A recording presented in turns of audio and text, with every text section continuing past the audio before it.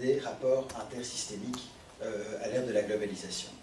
Et après ça, le séminaire poursuivra, mais plus tard, au mois d'octobre. Donc pour les étudiants de master, il faudra revenir. Pour les doctorants, ils seront toujours là en principe. Alors, je voulais remercier également Pierre Couturier, hein, qui est la cheville ouvrière, l'organisateur de ce séminaire, et qui fait ça avec le talent qu'on lui connaît déjà par ailleurs. Donc merci beaucoup Pierre pour cet investissement. Merci également à Pierre Michel, qui n'est jamais loin, dans l'organisation le soutien et le support à ce type d'événements. Alors, nous avons le grand plaisir et le grand honneur aujourd'hui de recevoir le professeur Rafael Domingo de l'Université de Navarre en Espagne. Il est professeur de droit, philosophe du droit, spécialisé en droit romain, en droit comparé, dans les rapports entre le droit et la religion également, sujet sur lequel il termine un livre. Il vient de terminer un livre qui va sortir tout prochainement. Et il est également spécialiste réputé mondialement sur le droit global, actuellement invité à Emory University School of Law à Atlanta aux États-Unis. Et il a malgré tout, malgré le fait qu'il était cette année-ci aux États-Unis, il a accepté de faire le voyage pour venir partager avec nous son point de vue sur le droit global et vous expliquer sa théorie. Il est l'auteur d'un nombre important de publications. L'une d'entre elles passe entre vos mains pour l'instant. Elle porte sur le nouveau droit global dans lequel il expose, l'ouvrage dans lequel il expose vraiment sa théorie du droit global, qui est une théorie provocante, c'est une théorie intelligente, c'est une théorie qui est très, très construite, très spéculative. Le droit international fondé sur le paradigme statocentré, sur le paradigme de la souveraineté, eh bien, appartient au passé, hein, d'après le professeur Domingo. Ce qui ne fait pas plaisir à tout le monde, mais ça appartient au passé. Et donc il faut eh bien, le repenser, hein, le penser à nouveau frais. Et eh bien, il propose l'émergence d'un New Global Law, d'un nouveau droit global, qui est centré sur un autre paradigme, qui est celui de la dignité humaine, celui de la personne humaine. Donc il va convoquer, lors de la construction théorique qu'il propose, eh bien, non seulement des théories déjà plus anciennes, avec notamment le jus gentium ancien, hein, qu'il va revisiter, qu'il va essayer de nous faire redécouvrir, en essayant de nous montrer eh bien, quels étaient justement les paradigmes fondateurs, ou le paradigme fondateur de ce jus gentium, d'où vient le droit international. Et puis il va, eh bien, en soulignant quelque part la déchéance aujourd'hui du droit international et de la souveraineté étatique, eh bien, il va nous proposer eh bien, de manière plus construite, plus spéculative, de nouveau, cette nouvelle manière de voir le droit à l'échelle du monde, avec ce nouveau droit global. Et il va, là encore, convoquer des théories et des théoriciens du droit pour l'aider à construire son paradigme. Hein. Donc c'est vraiment quelque chose de très construit, de très intelligent, de très scientifique. En fin de compte, je pense que le professeur Domingo fait ce que tous les juristes, et en particulier les chercheurs en droit, devraient faire, c'est-à-dire qu'ils pensent véritablement eh bien, en dehors des balises, hein, pour essayer de construire de nouveaux paradigmes, de construire de nouvelles choses et de proposer de nouvelles manières de voir le droit. Et c'est ça qui rend son travail tout à fait intéressant, parce qu'il le fait en dehors des balises et en dehors de la dogmatique. Donc pour toutes ces raisons, nous vous remercions infiniment d'être présents aujourd'hui, d'avoir fait ce voyage, ce long voyage pour venir participer à ce séminaire qui est filmé et qui sera rediffusé en ligne, hein, donc c'est important à savoir. I mention it because it's recorded, so I let you know exactly how you have to position yourself. Yes, I bet you. Et donc voilà, donc merci beaucoup. Donc je vous propose en guise d'accueil, bien entendu, d'applaudir notre invité. We have the floor for about 1 hour and a half. And after that, we open So what, the at discussion. what time we have to finish? Well, It's very important. To start on time and to finish on time. So let's say 7:30, 6:30. At 6:30 you can think about it. 6:30. At 7 you have to. At 7 we open the floor for discussion. For discussion. Okay. Yeah. So 7 maximum. Oh yeah. Well. 6:30 you can adapt yourself. Well, thank you so much for inviting me, Ludovic. Yeah, and it's my pleasure to be here today to talk about global law. Sorry, because my French is poor. French was the first language that I learned when I was in school. My French was really good at one point. But then, after learning French, I moved to Germany, and then Italy, and then now I am in the United States, and long time, I will say that I spent 30 years without speaking in French. And that is why, for me now, it's complicated to start speaking in French. You have a whole day speaking in English, thinking Spanish, English, Italian. But you can ask me questions in French if you want. Yeah, pour moi, to parler en français, c'est très difficile. Mais je peux le faire. So there are two possibilities, and I will ask you two possibilities. For me, the first principle is that people have to enjoy seminars. If people are not enjoying seminars, seminars are boring, it's terrible. You have to enjoy in order to learn, yeah? And I learn a lot with questions. We can do two things. First, I prepared this text. That is a text that is 23 pages, intelligent, very focused on the topic, and okay, English, and it's the text. I can send an email with the text if you want, and not to read it. And then to explain things that I consider could be important in order to understand my theory, and you can ask me questions when you want. What do you prefer? To read the text or just to talk directly about global law, different questions? What is much better?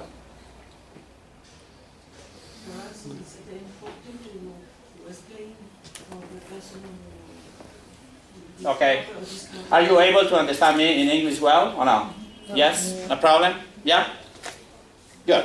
Well, I can explain all things here, just directly. Is okay? Yeah, that's fine. It's fine? Yeah, it's perfect. I think it's perfect. So research seminar, so we're supposed to be involved. I need something to write. That is important, probably. If there is something here? No? Yeah. No, because first question is the difference between international law and global law. And why we are talking about global law. Thank you. Yeah, that happens always. Huh? Yeah, this is very important. Why global law first and why international law? No? Global and international. It's not just a matter of marketing. Yeah. I am in the United States, now living in Atlanta. Atlanta is Coca-Cola, and in Coca-Cola everything is global. It's very important to have a global brand, no? And to say, okay, Coca-Cola global, but not international. Global students is much better than international students. A global university is much better than international university. A global law firm is much better than an international law firm. That means that we have to be global, not to be international. But global doesn't mean anything. It's just global. It's just fashion. No. Behind that is important decisions. Yeah? Important decisions. We are talking about global law as different concept than international law. First idea, international law was a concept created. Do you know in which year was created the idea of international law?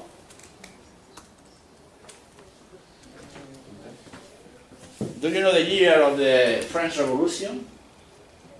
The same year. Before the year of the same revolution, if I don't remember bad, yeah, this was the year in which a concrete person talked first time for international law. Not before. Not before.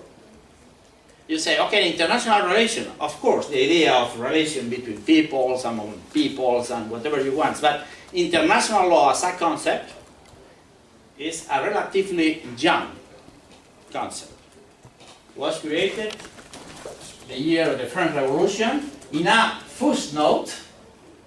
Jeremy Bentham Jeremy Bentham, famous Jeremy Bentham, in a footnote saying, I think we have to start talking about international law. And by the way, these concepts will be very important for you in the principles of moral legislation. Not before. This idea that the School of Salamanca created the idea of international law, that Americo Gentile is the creator of international law. No. International law as a concept. Yeah? When I say concept, means it's a legal creation. But before, the system of international law was there, because there are relations between people and among peoples. Got it?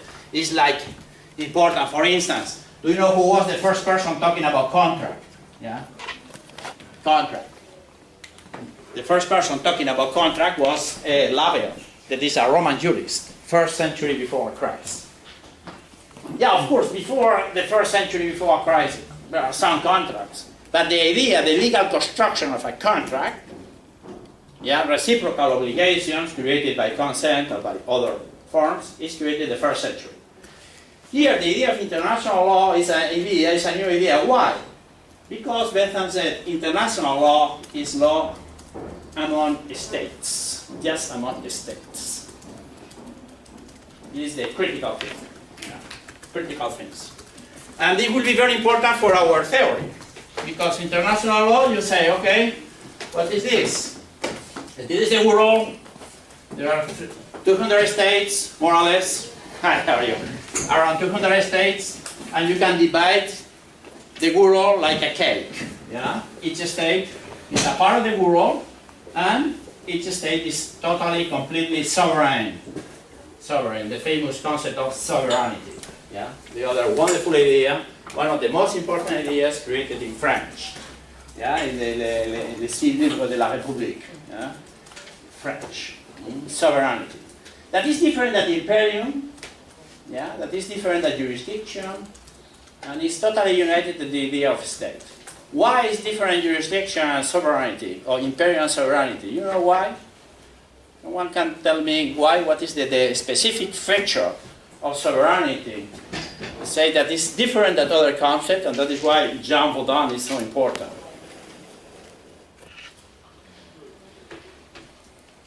Yeah, you say, it's important. Because you say, absolute power. Absolute power is sovereign. That is not, the idea of absolute power is not an idea coming from Jean Baudin. Why Jean Baudin decided to create the idea of sovereignty? By the way, the Latin version is not sovereignty. And he wrote, I don't remember, but I think he wrote in Latin first and that was translated. And then in the translation is sovereignty. It's absolute pouvoir, but it's the exclusion. The idea of sovereignty has to be with exclusion. If there is not exclusion, there is not sovereignty. That means I have a power here and my power is exclusive in relation with the other states. That is why here I have my territory, I have my people, I have my power, my jurisdiction that is full.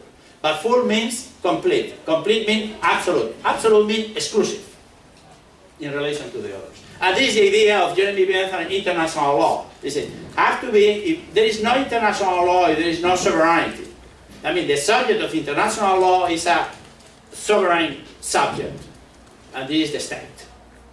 And that means that international law is just among states, between and among states. If there is not a relation between and among states, there is not international law.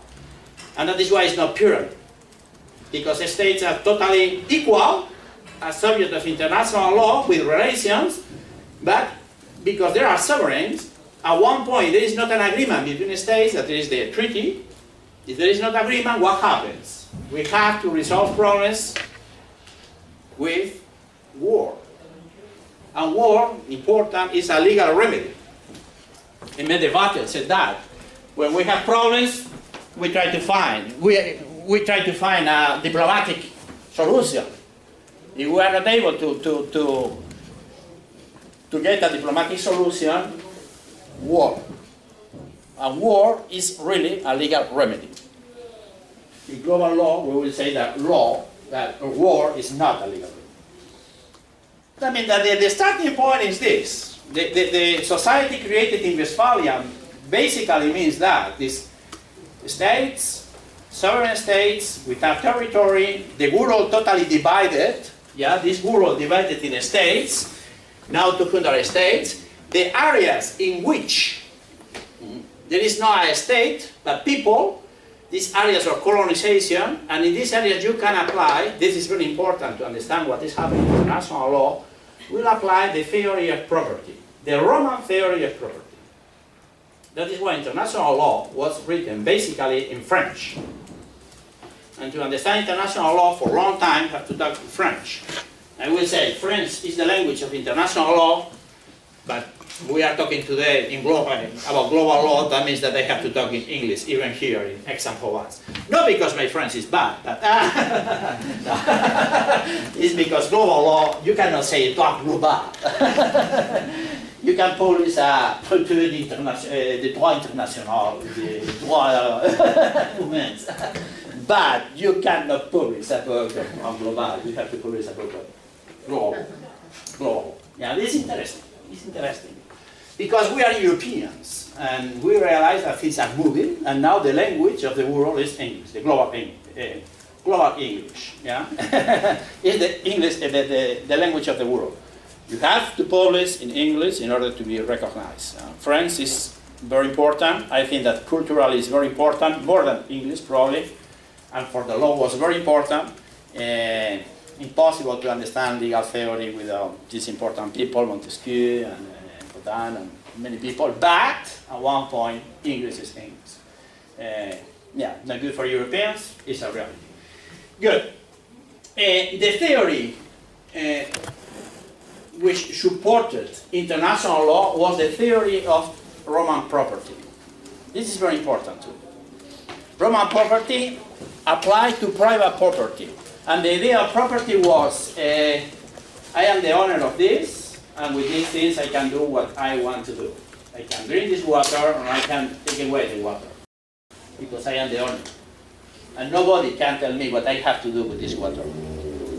Solidarity doesn't exist.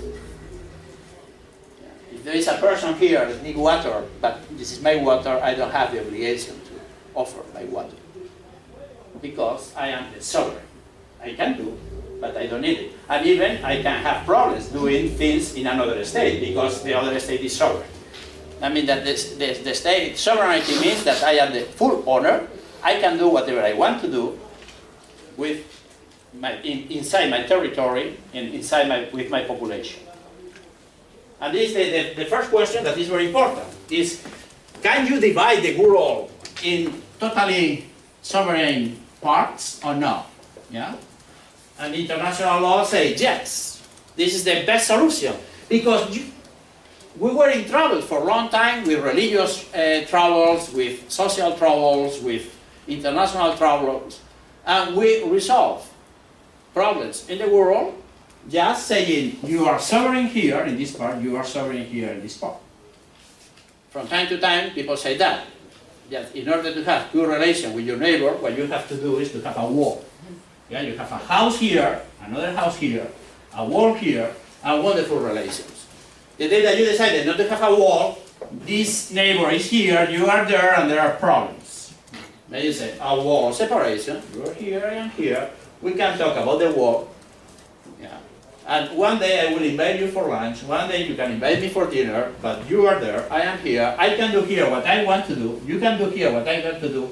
And of course, if you are in troubles, and this is Roman law, if you are in troubles and you have here a tree, and the apples go fell into my part, I will be the owner of your apples, because the apples are in my part. Strict Roman law applied to international law, no more, no less. This is the paradigm. What happens in the parts of the world in which there is not a state? Free parts, and that means colonization. You can do what you want to do. If there are some bottles of water without an owner, you can take it, and you can drink the water. That means if the half of the world, a third of the world was without an owner, you can go to this part of the world and just become owner. And that is what the Spaniards did going to Latin America. the French going to Latin America too, and the Portuguese. Because it's a part of the cake that was not shared. And you can take it if you want. Yeah? This is more or less, this is the paradigm. It's an idea of full sovereignty, a territory, and then people. Yeah, of course, you cannot have full sovereignty, you don't have a territory. Impossible. Yeah? And over the states, there is not any government. You can have 200 states, but at the end of the day, all of them equal, but over the state, there is not any institution. Yeah, the end of international law is the Second World War.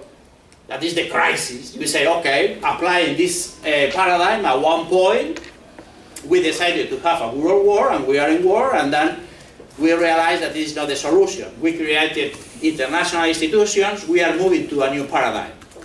What happens now is that we have the old paradigm that doesn't work, and the new paradigm that mentally we are creating. We realize that we have to change this paradigm. That the old paradigm really doesn't work. That Israel has not the right to have an atom bomb because Israel decided not to sign the agreement, the treaties of atom bombs. And that France cannot have an atom bomb because, yeah, the treaty permitted France to have, allowed France to have an atom bomb and not to Spain. And why France yes and Spain no? But you can say, well, according to international law, there is a treaty. Okay. But according to international law, Israel decided not to sign the treaty, and to have an atom bomb. What is the difference between Israel and France? And say, no difference. That means that you need treaties in order to have agreement among states. The only possibility of having agreements is consent. Consent. If there is no consent, there is no agreement. That means full sovereignty among states, agreements between states through consent. And that is the theory of consensus that is so important and so well developed here in France. Huh? Good. But this is the idea of international law, no more no less, the new. It's different than jus gentium, for instance, because each time have a different, each age have a different problem. Jus gentium was created, you know who was the person who created the expression jus gentium?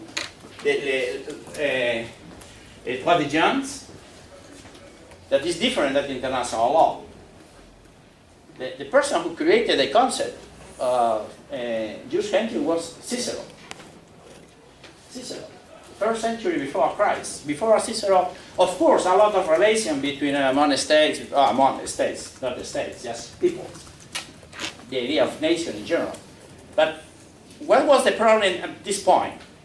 The problem was not a matter of territory, sovereignty, no. It was just people coming to Rome without being Romans, to say, well, without being Roman citizens. This is a real problem.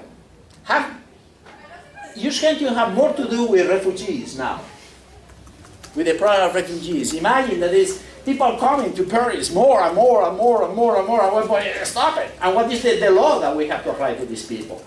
And they say, okay, this is a Roman law for Roman citizens, and a special law for people that are not Roman. I have to have agreement with Romans, and that is jus gentium. Originally it was jus naturale, natural law. But Cicero said, according to natural law, it's amazing this, but this is the truth. Today we will talk about truths. Cicero said, according to natural law, you cannot have a slave. Slavery is against natural law. But what is true is that our society needs slaves, needs slavery. Because socially we cannot support our society without slaves. Since slavery is against natural law and we need slavery, we have to create a new concept that is jus gentium in order to incorporate the idea of slavery. And you can have commerce with a slave and you can do, but it's true that it's against natural law. That means Cicero created a division between what is natural and what is happening in society because of the agreement of society. At this point everybody was for slavery because they need it, and they say, okay, slavery, jus gentium. What's totally different, the problem? The problem, for instance, the person who created the development of jus gentium was Francisco de Vitoria, Spaniard.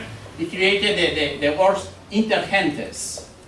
That is really different than international law. Inter gentes is the relation between communities, but without sovereignty, because Francis de Vitoria never applied the idea of sovereignty to the international law. Yeah? The problem is the national law, we can say that in French, is when the idea of sovereignty, Jean Baudin, was really applied, strongly applied to international law by Alberico Gentile. Was the application of the ideas of Jean Baudin to international law with the theory of Roman property. And this is the paradigm. Yeah, that is the paradigm. And we are moving now, we say, but we are moving in a paradigm of international law with international institutions. We have the United Nations as a good institution, and we can recommend many things. And we are moving from one old paradigm to a new paradigm in terms of international law. For instance, your human rights, international human rights, the person is very important in international law. We cannot say now that just the states are the subject of international law. The person is a subject of international law. But as a matter of fact, here we have to work on paradigms, on frameworks. And the framework is this. And we are moving to a new framework, and in my opinion, this new framework is global law. Global law. That is different. It's not international law. We are not in the 18th century. It's not the idea of Kant. Kant, for instance, created the idea of Weltbürgerrecht. Yeah? The idea of global law is more or less in Kant. Yeah?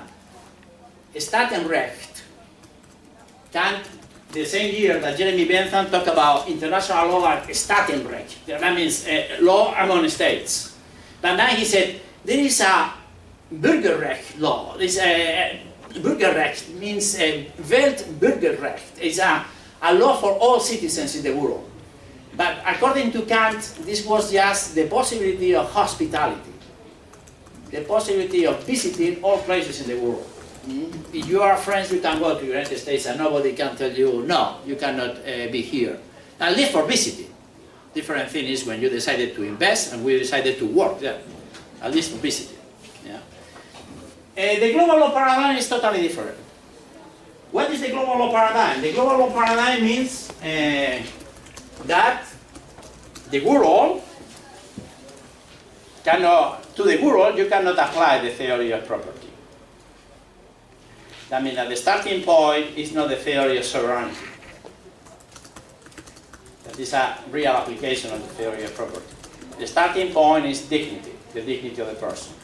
That means that the real subject of international law, of global law, is the person. And then the person can live in different kinds of communities.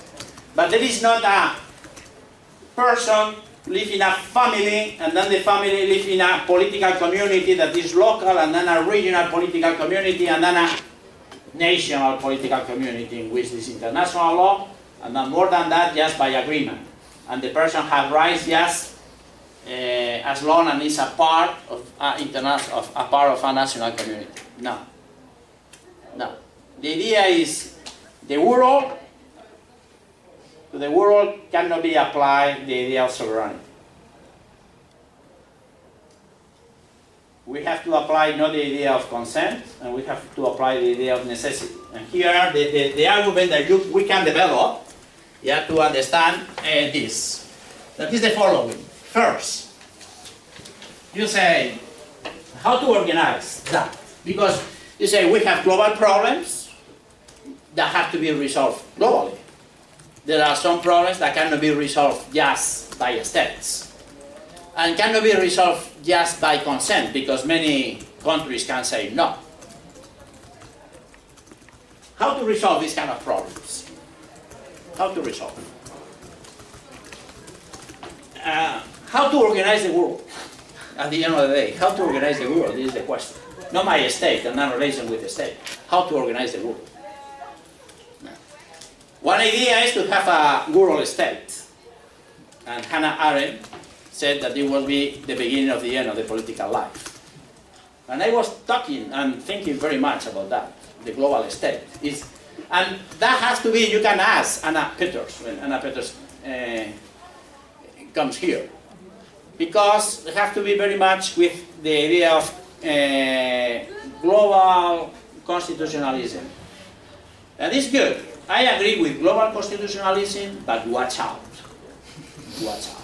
Yeah, because the idea of applying is the same thing that in Europe. When you say, I believe in Europe, I don't think we need a global, a European constitution, and we decided to have. I don't think that we need a European civil code. I love the French civil code very much. We don't need a European civil code. No. And why? What is behind that? When you apply constitutional law to the world, it's good if you are applying that in terms of division of powers, separation of powers, in terms of human rights, some principle of jurisdiction, some principle of constitutional law. But what you cannot say, in no case, and this is important, this is, in my opinion, very important, is that the world is a state. That you cannot say there are 200 states, and now we have to apply the theory of one state to the world, because the world is huge, but it's nothing, it's very small. We can go now from Paris to Moscow, from Moscow to Japan to California, California to Paris, just in 1 day or in 2 days, and nothing happens. Why not to organize the world according to one state? And Anna Arendt said that it will be the beginning of the end of the political life. Imagine applying the whole constitutional law to the world. Global institutions, global world, constitution in the world. Wow. Second question, important question. Now the world can be controlled. And this is another very important question in terms of global law. Can be under control. I mean that years ago, it was impossible to have the control of the world. Impossible. But now it's possible. Yeah? Years ago it was possible to have the control of a nation state. I think that if 20 people decided to have a good meeting in Paris, 20 really influential people of France, they will be able to control France. Yeah. They are put together politicians, economists, people with money, financial people, religious institutions, all together, cultural institutions, universities, all together, 20 people with real power. They make a decision, and this decision will be totally valid for France. Yeah, the newspapers all together, Le Monde, they are working, saying yes, yes, yes, yes. A campaign against some things will be very important. Now the world is under control. Will be under control. And this is the question. Then you say, first solution could be just to have a state and to organize the world as a state. In my opinion, I will explain why. Not good. Very bad. Very bad. Yeah? It's like to say, we have to speak just English and we cannot speak other languages. Nous ne pouvons pas parler en français. Because we are in the world. And in the world, we have to speak English. It will be the beginning of the end. But the second solution is just we don't need to do anything. The world is there, we have 200 states, and this system works. That means that I have the full sovereignty, and then we have agreement, we have treaties, little by little. We don't need to change. That means we don't need a global language. If we have to have an agreement, we will have an agreement, but we cannot say that English will be the global language. We don't need to have a global state. And we don't need to have to do anything, just agreements and little by little. My response is no to this point. Why is not to this point? Because there are problems that can be resolved just globally. There are problems that can be resolved just globally. This is the question. And you cannot apply the theory of property directly to the land, of the earth. This is my approach. And the person is a person living in a world. It's not a person living in a state, just with rights in relation with other states as long as there is a treaty between among the states. There is the Declaration of Human Rights, René Cassin here, but more than that. This is the starting point. I mean that at the end, at a summit of international law is the Declaration of Human Rights, and I will say that the beginning of global law that is here, this is another pyramid, is just the Declaration of Human Rights. It's a new one. So this is a starting point. The human person at the heart, at the center of the new global law. And with a lot of implication. What I am saying is not just you say, okay, but at the end of the day it's just a paradigm, no implication, no solution, what happens? We will talk about implications. For instance, global citizenship. That is very important, in my opinion. That's for, just I will explain first this. What are the arguments? Well, I say that the first argument to develop a global law is the idea of necessity, necessitas, needs. For a long time, international law forgot this idea of necessity. That means global law, international law was based just on the idea of consent. If there is consent, it's global law. No consent, the international law. No consent, no international law. Or from time to time, custom. There are some customary law. There are some custom, and yeah, states have to live according to custom. But there is a big idea that is need. Need. Imagine for a second that we have to spend here 3 months, just in this room. Close the door, and we have to be here for 3 months. It's not bad, it's a good plan.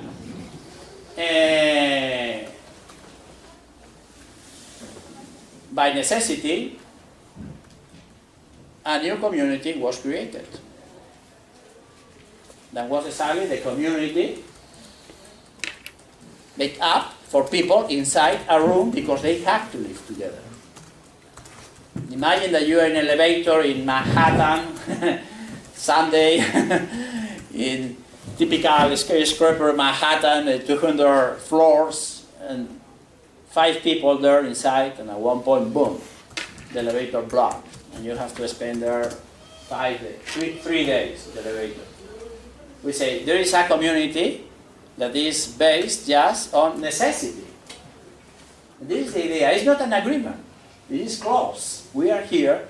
It's not an agreement. Yes, people say, no, I don't want to create a society. I have the right not to create a society. I will live here. I will be in this corner. And no relation with anyone. And I will spend the 30 days there in the corner, but no society. No, you are part of the society. Because you are consuming air. And you need to eat. And this corner probably is for another person that needs this corner because needs a little light. I don't know. But you are a part of a society without any kind of consent. As you are friends without consent because you were born in France or your parents were born in France. This is the important idea that necessity can create a society. Necessity can create. If there are different global goods, global public goods, that means if there are global necessities, there is a global law. Ubi necessitas ibi jus. When there is a necessity, there is law. You have to regulate. And you have the right to regulate. Not based on consent, but based on necessity. That is why climate change is a matter of necessity. Atom bombs is a matter of necessity. Refugees is a matter of necessity. Poverty in the world is a matter of necessity. There are some matters of necessity that have to be regulated. If there are matters of necessity that affect to everybody, not just to states, the idea of totality is bigger than the idea of the sum of the parts. And this is critical for understanding global law. It was Arthur Koestler who created the concept of holon, that for me is very important, holon. Holon means what is a part, and that transcends the part. And That means that you cannot you cannot understand things thinking that are just apart. We are not just 15 students here. We are more than that. We are now a community thinking about global law, but all of you are thinking about global law. And we transcend the idea of personality. And this is very important. If you are not able to transcend the idea of personality, you are not able to get the idea of whole on.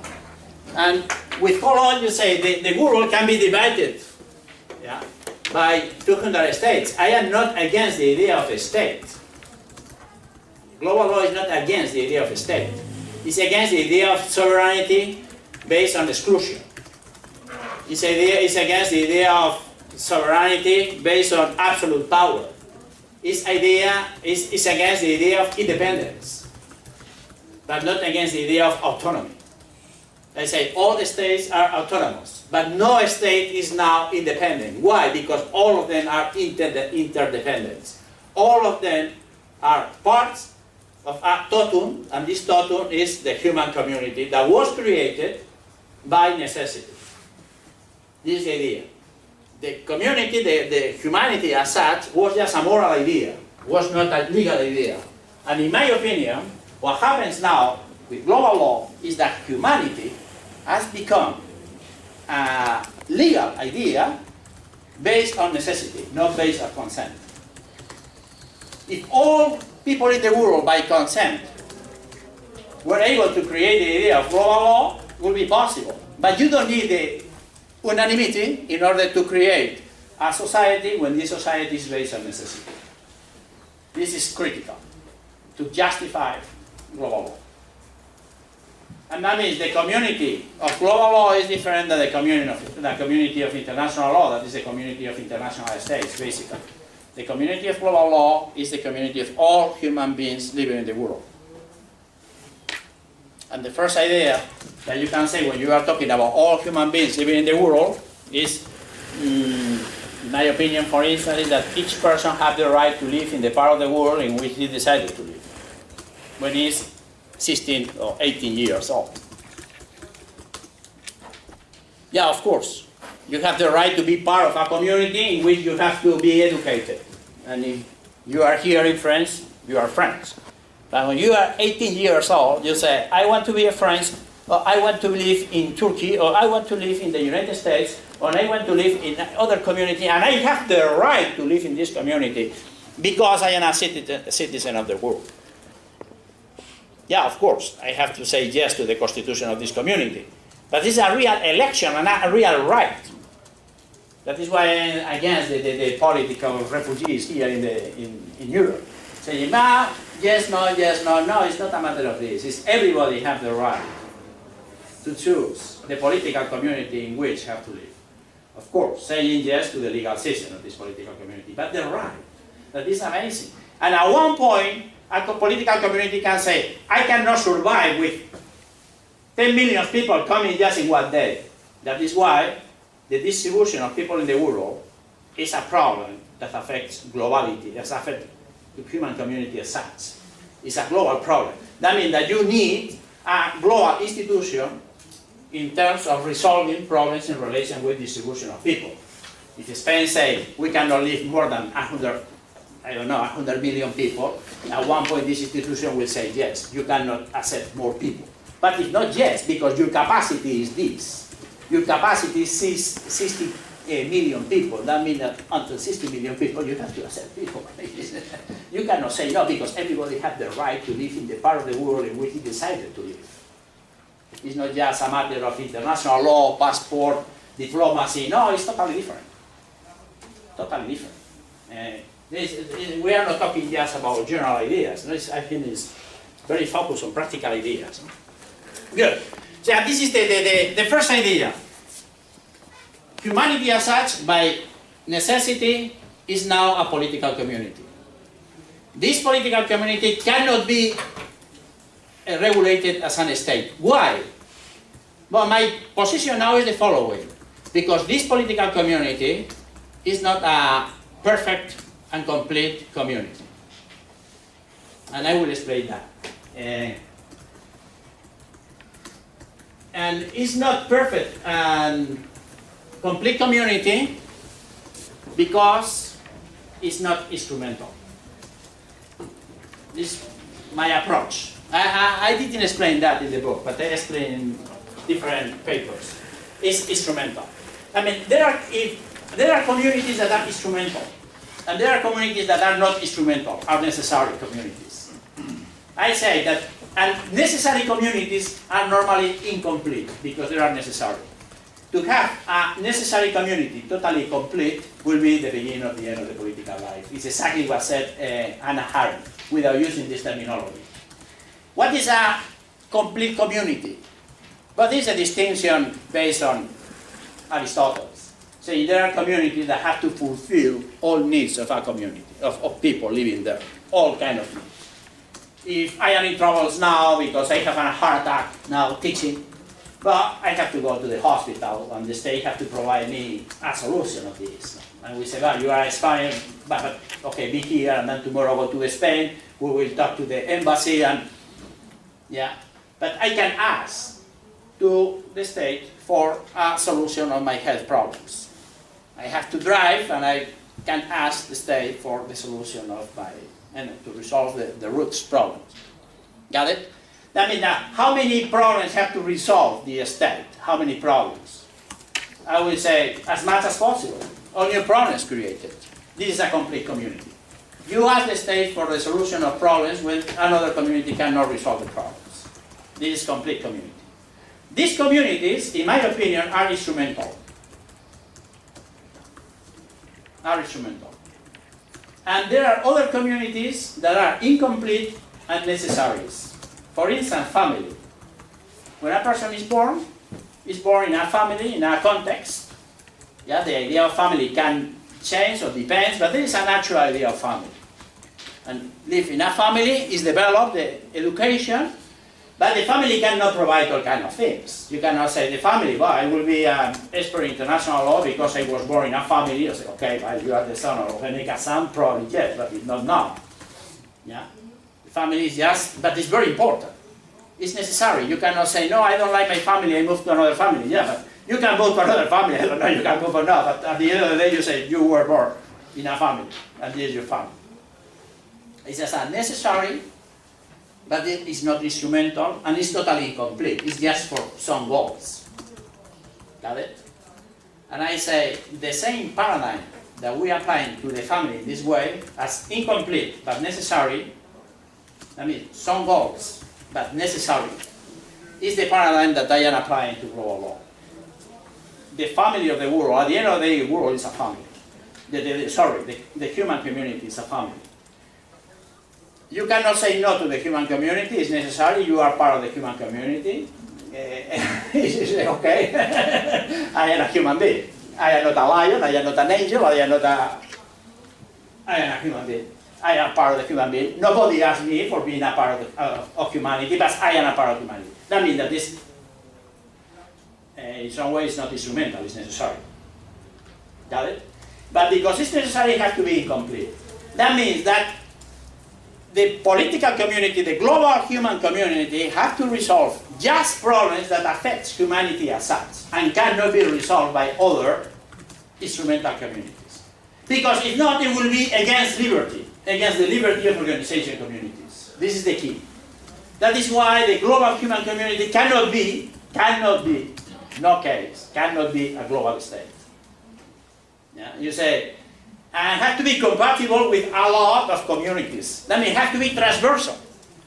It's a community just focused on topics that affect humanity as such, and topics that can be resolved just by the human community as such.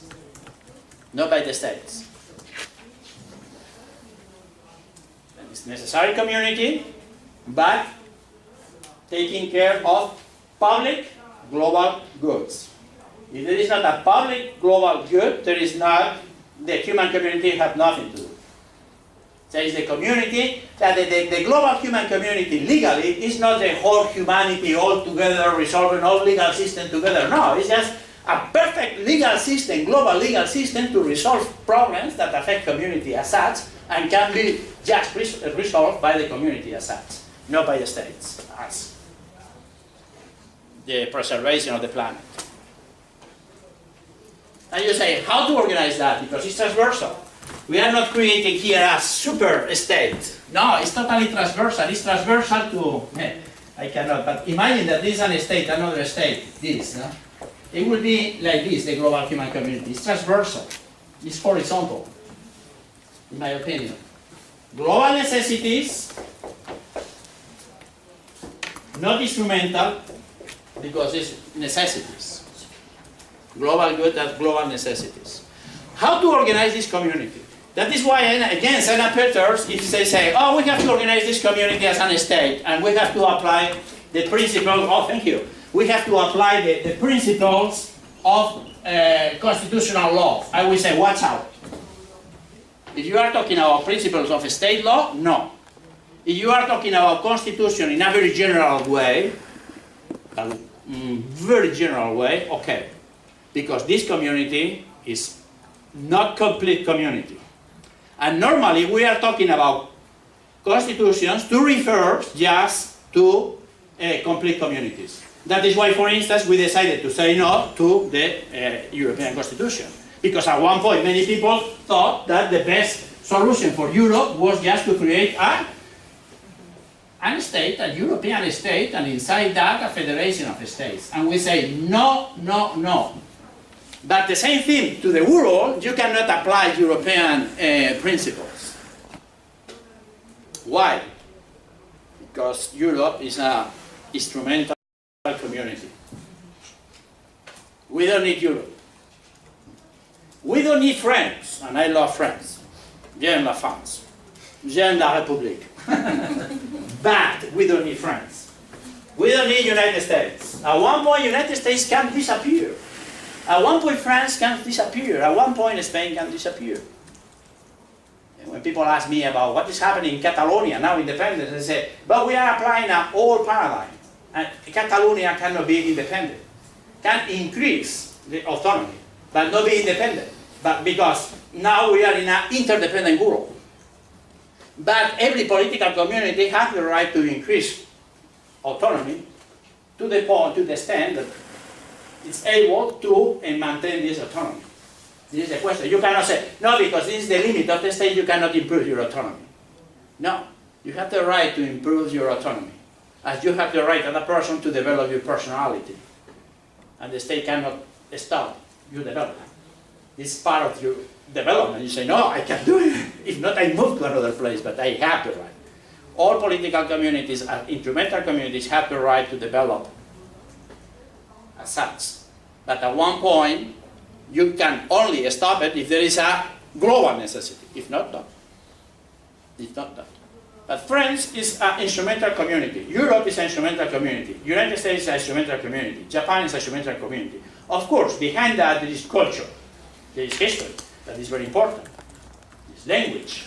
And I am very much for languages. I am very much for history. I am very much for everything. But what is clear is that it's instrumental. And legally, you cannot consider what is instrumental as what is necessary. This is my point. This is my point. And that the question is, and we have to finish. The question is how to organize this community if we cannot organize this community as an state. And that is why I decided to talk this community in a very special way. I say, but this is an anthroparchy. Why an anthroparchy? Because anthroparchy is the power of the human being. It's an anthroparchy. And this anthroparchy is based what? How to organize the world. I say, yeah, you can maintain political communities, but at the end of the day, what you need is a global parliament. The people say, oh, you are crazy, global parliament. Why a global parliament? Because according to human beings, problems have to be resolved talking. There is not another solution. Europe was just a field of war for a long time. It was terrible. Second World War. And now we have a European Parliament. And things are going much better. Why and what will be the competence of the European Parliament or the global parliament? In my opinion, the global parliament has to decide only which matter and to which extent, which matter and to which extent are global public goods. I mean, which matter and to which extent have to be just resolved by community as such. You say poverty in the world, climate change, international terrorism, global topics that have to be resolved globally. If you say that, you create an anthroparty with a global parliament. The global parliament decided which matter and to which extent belong to the global legal domain, and you create institutions, different institutions in relation with each matter. An institution in relation with poverty, another institution in relation with climate change, another institution international terrorism, different institutions. And the institution are always controlled by not just a matter of legislation, but on the jurisdiction of the tribunals. It's not a legal state, it's just a transversal organization that is necessary and totally incomplete. This is my idea. And this is the idea of the global law. I mean, the global law is not the sum, the addition of all legal systems existing in the world. No. It's just an incomplete legal system. That is why watch out with constitution. Incomplete legal system to resolve the problems of a necessary community, which is called humanity, and just the problems that affect humanity as such. That means global needs, global goods. And at the end of the day, what I am saying, and I finish, is exactly the same that Gaius and Vattel and all jurists. You remember that Gaius divided the law. I don't know if you remember, you are expert in Roman law, but they say personae, persons, res. You are a person, you res, things, yeah, or actions, legal remedies. All kind of law is divided in person, res, and actions. If you go to the French civil code, it's persons, what happens, yeah? What happens with things, acquisition of property, inheritance, contract, all kind of things, and actions. This is procedure, yeah? Litigation. Edward de Vattel, in the 18th century, applied this paradigm to international law of Bentham, saying, when there is person, we have to talk about estates. When there is res, we have to talk about relation between states. That means treaties. But relation within states, diplomacy, or treaties, or relation within states, diplomacy, treaties. And actions, when we are talking about actions, acquisition of property, acquisition of new states, recognition of states, all kind of things that happen in international law. And then actions, they say, no, actions in international law is very clear. It's diplomacy, and if not, war, because it's the legal remedy between and among states. Got it? So it's persons, res, actions. It's states, relation between states, and war. And here, if you move to the new global paradigm, this is the international paradigm. You move to the global paradigm, and we say, states, persons. I will talk about global human community. This is the global human community as such, including all persons based on dignity, not states based on sovereignty. Here, res, things, I will say global public goods. There are the global public goods here. Just a part of the goods in humanity. Have to be global, have to be needs that affect humanity as such. And here, actions. And this is the conference of Cassese, in my opinion, is the global rule of law. That means that it's not just a matter of war. War is not part of, it's not a legal remedy according to global law. It's the global rule of law. Yeah, this is the key. But global rule of law, that is very important, has to be considered just a matter of action. And have to be considered not as a constitutionalism.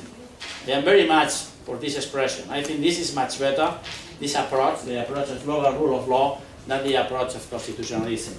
I mean, if we are talking of global human community, global public goods, and global rule of law, we are talking really about a transversal legal system, incomplete legal system based on necessity, that now we call global law as a different concept as it is international law. Global law is not longer international law. It's a new paradigm to resolve problems that affect humanity as such. Okay, thank you so much for, wow. Now we can ask all kind of questions, yeah?